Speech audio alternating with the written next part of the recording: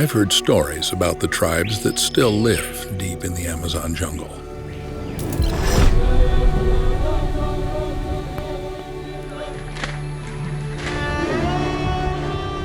I've been in the jungles before, and I thought it would be just another ordinary fishing adventure when I prepared for this trip. But at that time, I didn't realize that it would be more than just a fishing journey.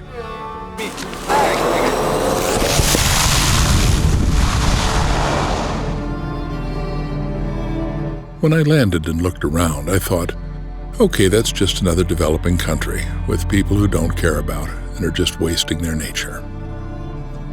But unexpectedly, I heard one guy talking. All of the Kayapo I've met, they don't take life so seriously. There's no billboards that says, here's how you're supposed to live life. This is life. That's the way to live. This is peace. This is life. The rest of us are so busy chasing a buck, and time we forget. Time is our most important commodity. They get it. Time is what they want.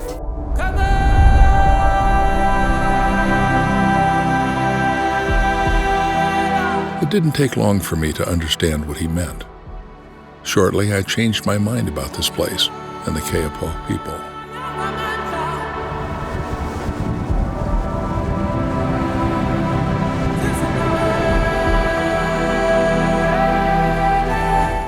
I realized that I had arrived in one of the most beautiful and pristine places I'd ever seen.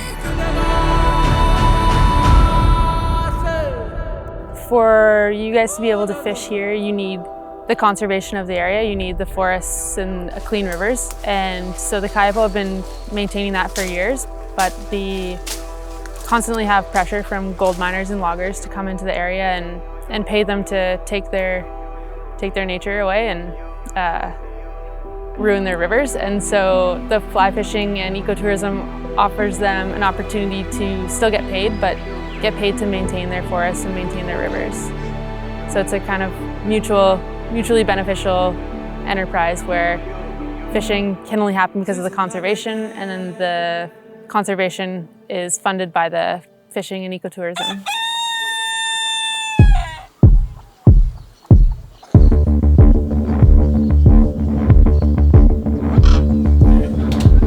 For all the Kayapo indigenous people, the body painting have a very important meaning. They change the painting as we change clothes. They have special paintings for go fishing, or when they go hunting, or for wedding ceremonies. In the Kayapo culture, only the women are allowed to paint all the people. We are ready to fish.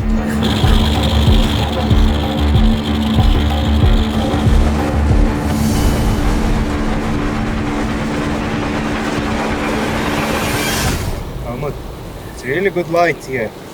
Can you please catch one fish? Come on, man, we are working on it.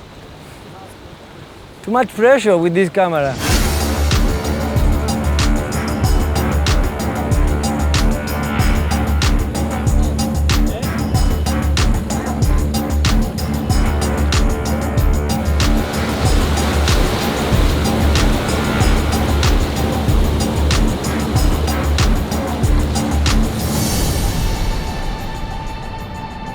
Set again. Peacock. No, big bicuda. Wow. Huge. Yeah.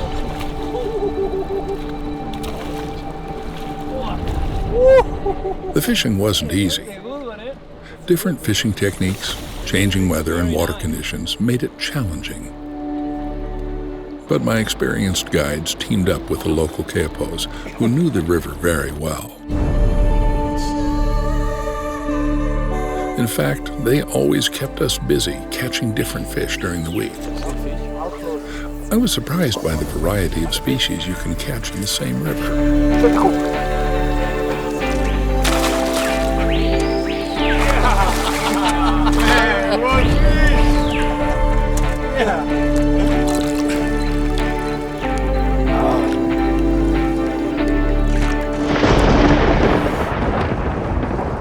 Storm is coming. Yeah. I think we're gonna get some. Ask Paulo what he thinks about that storm. Hey! You say it's a good. It's good? One. What do you mean it's good? You catch some fish afterwards.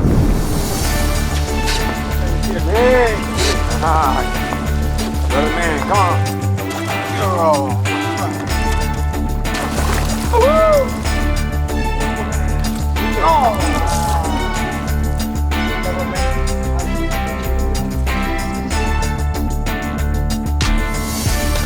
Nice matrincha, man!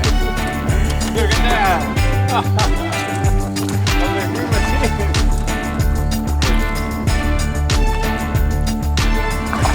Yes, sir! Nice fish! Look at that!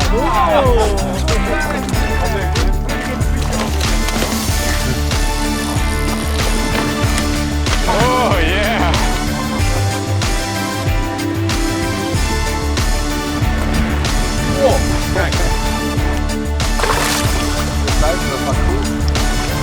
Look at the piranha.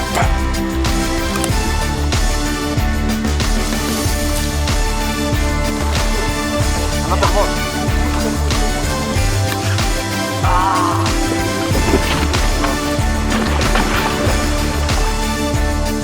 We caught loads of different species, and in between, we were lucky enough to have a real fight with a king of these waters, the vampire fish.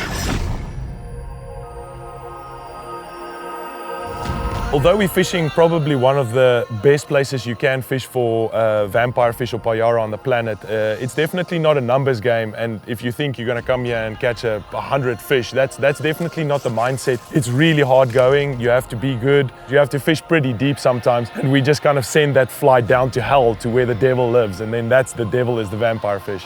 It's kind of like that. The less is more. It just means more when you bring that payara to the net.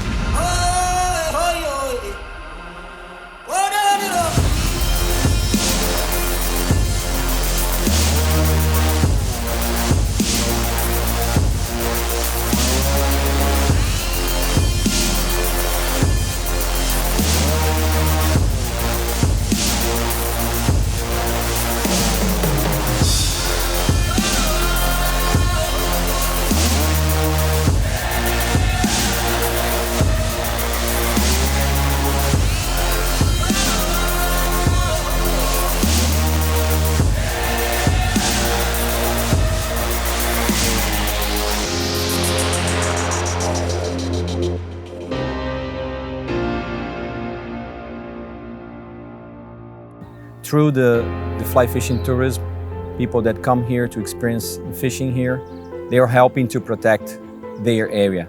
This area, the Kayapó indigenous land, it's probably one of the last pristine protected jungle in the southern Amazon basin. The importance to have this running comes to the conservation of this whole area.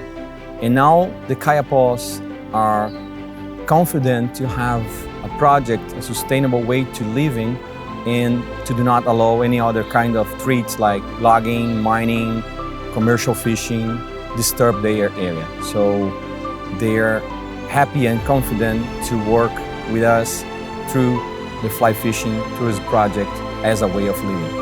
This is one of my favorite places in the world for sure. It's still so wild, and you see new things every single time you go into the forest. You know, we always get so focused on the fishing and just fishing, but it's also nice just to kind of absorb everything that you can see around you and just take a little bit of time. And for me, doing these trips is becoming more and more important when you see places in the world, and that doesn't make us rich in money, but it makes us rich in life.